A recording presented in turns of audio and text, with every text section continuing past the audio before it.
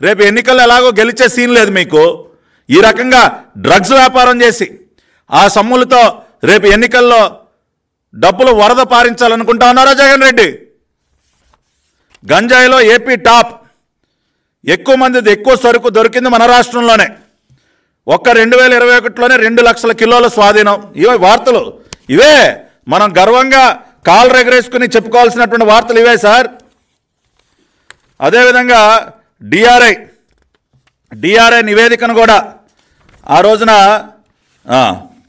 Drugs స్మగ్లింగ్లో AP number 1, ఆంధ్రప్రదేశ్లోని అత్యధికంగా 18,267 కిలోల నార్కోటిక్ స్వాధీనం. డిఆర్ఐ నివేదికను విడుదల చేసిన కేంద్ర మంత్రి నిర్మలా సీతారామన్ డిసెంబర్ 6, 2022.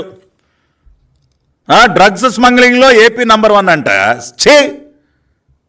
ఇదా ఆంధ్రప్రదేశ్ని ఈ రకంగా నాశనం చేస్తావా? మన బిడ్డల జీవితాలతో ఆడుకుంటావా నువ్వు?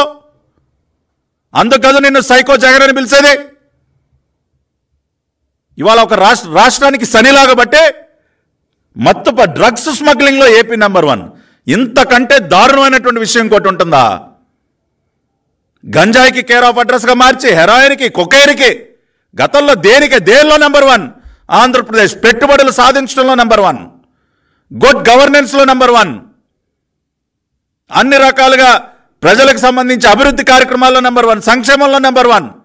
చంద్రబాబు నాయుడు గారు ప్రపంచ పటంలో ఆంధ్రప్రదేశ్ని ద మోస్ట్ ఫేవరబుల్ డెస్టినేషన్గా కూర్చోబెడితే ఇవాళ డ్రగ్స్లో, మత్తు పదార్థాల స్మగ్లింగ్లో ఆంధ్రప్రదేశ్ నెంబర్ 1గా కూర్చోబెడతావా? వైజాగ్ నేను వెళ్ళిపోవాలి, రేపు వెళ్ళిపోతా, ఎల్లుండి వెళ్ళిపోతా. దేనికా నువ్వు వైజాగ్ వెళ్ళే? దీనికా? రిషికొండకి గుండు కొట్టించి ప్యాలెస్ దేనికి కట్టారు? ఇదిగో ఇప్పుడు అర్థమైంది. రాష్ట్ర ప్రజలందరూ అర్థం చేసుకోండి. రిషికొండకి గుండు కొట్టించి ఈ జగన్ రెడ్డి ప్యాలెస్ దేనికి కట్టించాడంటే అక్కడి నుంచి బాగా కనపడతాయి కదా. విశాఖపట్నం పోర్టులోకి ఏ ఓడలు వస్తున్నాయి, ఈయన గారు కంటైనర్లు తీసుకుని ఏ ఓడ ఎక్కడి నుంచి వస్తూ ఉంది, చక్కగా రిషికొండ మీద నుంచి ఈయన గారు బెడ్రూమ్ బాల్కనీలోంచి చూసుకుంటాడు. వచ్చేసింది, నా షిప్ వచ్చేసింది, నా కంటైనర్ వచ్చేసింది. అరే లోడ్ దింపండిరా, అన్ని వేల కిలోలు వచ్చింది, ఇన్ని వేల కిలోలు వచ్చింది.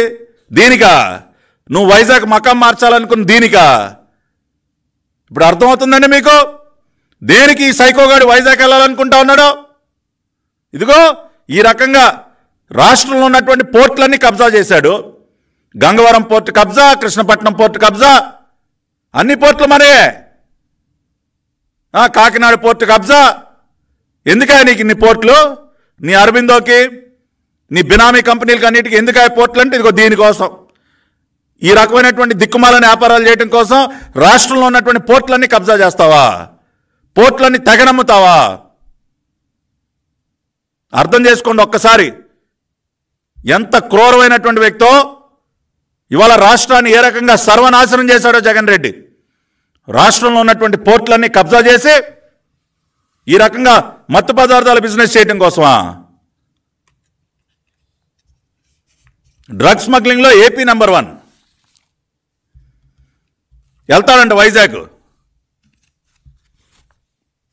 సెంట్రల్ జైల్లో కూర్చోబెడతాం జగన్ రెడ్డి.